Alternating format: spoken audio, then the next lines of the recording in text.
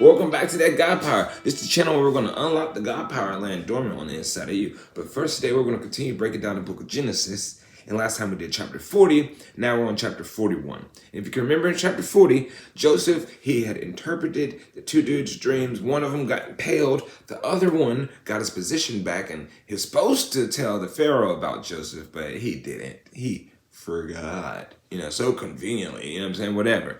Now we're in chapter 41, and it picks up 2 years later. So Joseph has been sitting in jail for 2 years.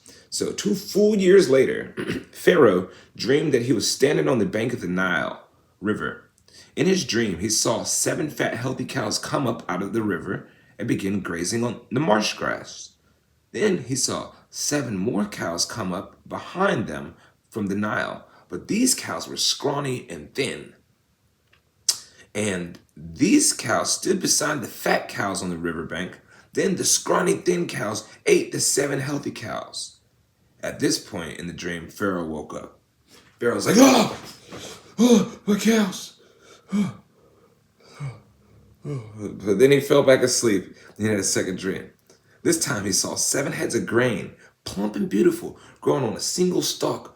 Then 7 more heads of grain appeared, but these were shriveled and withered by the east wind. And these thin heads swallowed up the 7 plump, well-formed heads. Then Pharaoh woke up again and realized it's a dream. He was like, oh, my grain! Oh God, it was just a dream. So the next morning, Pharaoh was very disturbed by the dreams. See, I told you, he was like, oh God, it's just a dream. He was very disturbed by the dream, so he called for all the magicians and the wise men of Egypt. When Pharaoh told them his dreams, not one of them could interpret what they meant. Finally, the king's chief cupbearer spoke up. This is that guy. He was like, oh, today I've been reminded of my failure. Some time ago, you were angry with the chief cupbearer and me, and you imprisoned us in the palace of the captain of the guard. One night, the chief baker and I each had a dream in his own meeting. There was a young Hebrew man with us in prison who was a slave of the captain of the guard. We told him our dreams, and he told us what each of our dreams meant. And everything happened just as he predicted. I was restored to my position as the cupbearer, and the chief baker was executed and impaled on a pole. I don't know why I made him sound like that. I don't know if he sounded like that. But anyways, Pharaoh sent for Joseph at once, and he was quickly brought from the prison. After he shaved and changed his clothes, he went and stood before the Pharaoh. So Pharaoh was so scared in his dream that he had to go get Joseph immediately. So when the Pharaoh said to Joseph, he was like, I had a dream last night, and no one here can tell me what it means, but I've heard that when you hear about a dream, you can interpret it. And then Joseph responded, he's like, it's beyond my power to do this, but God can tell you what the dream means and set you at ease. So the Pharaoh told his dream. He's like, in my dream, I was standing on the bank of the river Nile. I saw 7 fat, healthy cows come up out the river and begin grazing on the marsh grass. But then I saw 7 sick-looking cows, scrawny and thin, come up after them. I'd never seen such sorry-looking animals in all the land of Egypt. These thin, scrawny cows ate the 7 fat cows, but afterward, you wouldn't have known it, for they were still thin and scrawny as before. And then I woke up. Also in my dream, I saw 7 heads of grain, full and beautiful, growing on a single stalk. Then 7 more heads of grain appeared, but these were blighted and shriveled and withered by the east wind. And the shriveled heads swallowed the 7 heads, the healthy ones. And I was told these dreams to the musicians, but nobody could tell me what they mean. So Joseph responded, and he said, both of Pharaoh's dreams mean the same thing. God is telling Pharaoh in advance what he's about to do. The 7 healthy cows and the 7 heads of grain both represent 7 years of prosperity. The 7 thin, scrawny cows that came up later and the 7 thin heads of grain withered by the east winds represent 7 years of famine. This will happen just about as I described it, for God has revealed to Pharaoh in advance what he's about to do. For the next 7 years, it's going to be a period of great prosperity through the land of Egypt. But after, there'll be 7 years of famine. Great. So great that all prosperity will be forgotten in Egypt. Famine will destroy the land. This famine is going to be so severe that even the memory of the good years will be erased. As for having two similar dreams, it means that these events have been decreed by God and he will soon make them happen. So Joseph never even hesitates when he comes to interprets dreams. And one thing to point out is he keeps on saying, it's not me who's interpreting the dreams. It's God that's interpreting the dreams. It's just doing it through him.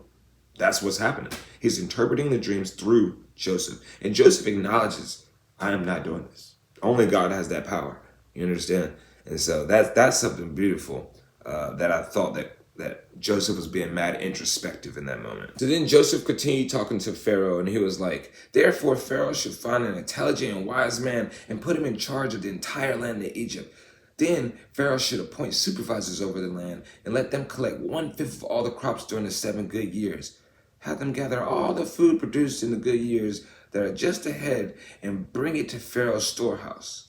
Store it away and guard it so that there will be food in the cities. That way, there will be enough to eat when the 7 years of famine come to the land of Egypt. Otherwise, this famine is going to destroy the whole land. So Joseph, although he's being inspired by God, he's literally, you know what I'm saying, he said, you got to find a wise dude, you know what I'm saying, somebody wise. I don't know who's wise around here, but you got to find somebody wise. Joseph's suggestions were well received by the Pharaoh and his officials. So Pharaoh asked his officials, he's like, can we find anyone else like this man, so obviously filled with the Spirit of God? And then Pharaoh said to Joseph, since God's revealed the meaning of the dreams to you, clearly no one else is as intelligent or as wise as you. You will be in charge of my court, and all my people will take your orders from you. Only I sitting on my throne will have rank higher than yours. So by Joseph just living, he keeps getting elevated to these spots. Remember, he was elevated to Potiphar's house at first. Now he's elevated to pretty much the Pharaoh of Egypt. The only person who has power over him at this point is the Pharaoh of Egypt. So he's like the boss. He's the top dog, unless the Pharaoh wants to do something. Anyways, Pharaoh said to Joseph, I hereby put you in charge of the entire land of Egypt. Then Pharaoh removed his signet ring from his hand and placed it on Joseph's finger. He dressed him in fine linen clothing and hung a gold chain around his neck. Bro, this is just like he just got indicted to a record label type. This is what that looks like. He's like, you know what I'm saying? Get the ring, get the iced up with the chain and buddy, you got the linen on. Okay, so Joseph's looking sharp. Then he had Joseph ride in a chariot reserved for his second in command. And wherever Joseph went, the command was shouted, kneel down. So the command had to kneel down when Joseph walked by. This is how much power bro had from being a prisoner accused of sleeping with the Pharaoh's wife. Wow. So Pharaoh put Joseph in charge of Egypt. And Pharaoh said to him, I am Pharaoh, but no one will lift a hand or a foot in the entire land of Egypt without your approval. So I told you, Joseph is the big boss. Then Pharaoh gave Joseph a new Egyptian name. It's called Zaphenath-paneah. And he also gave him a wife whose name was Asenath. She was the daughter of Potiphar, the priest of On.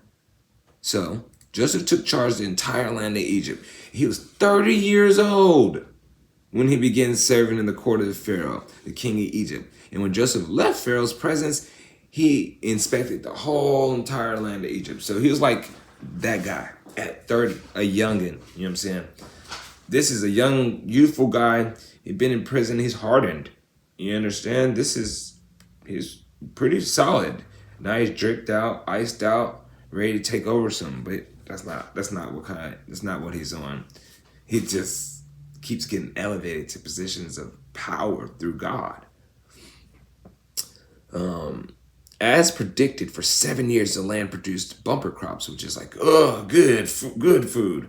During those years, Joseph gathered all the crops grown in Egypt and stored the grain from the surrounding fields in the cities. He piled up huge amounts of grain like sand on the seashore. Finally, he stopped keeping records because there was so much too much to measure. During this time, before the first of the famine years, two sons were born to Joseph and his wife Asenath, the daughter of Potiphar, the priest of On. Joseph named his older son Manasseh, for he said, God has made me forget all my troubles and everyone in my father's family. Dang, Joseph was like, dang, yo, I came from a rough past. And I can't remember that. So he named his son something to commemorate that. For the second son, he named him Ephraim, for he said, God made me fruitful in this land of my grief. At last, the 7 years of bumper crops throughout the land of Egypt came to an end. Then the 7 years of famine began, just as Joseph predicted. The famine also struck all the surrounding countries, but throughout Egypt there was plenty of food. But eventually, however, the famine spread throughout the land of Egypt as well. And when the people cried out to Pharaoh for food, he told them, go to Joseph and do whatever he tells you. So, with severe famine everywhere, Joseph opened up the storehouses to distribute the grain to the Egyptians.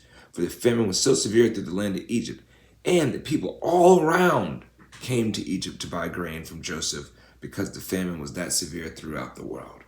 So, God kept on revealing things to Joseph to elevate his position and grow him. And this is something that's major because Joseph never seemed like he had a disheartened spirit, not through any of this.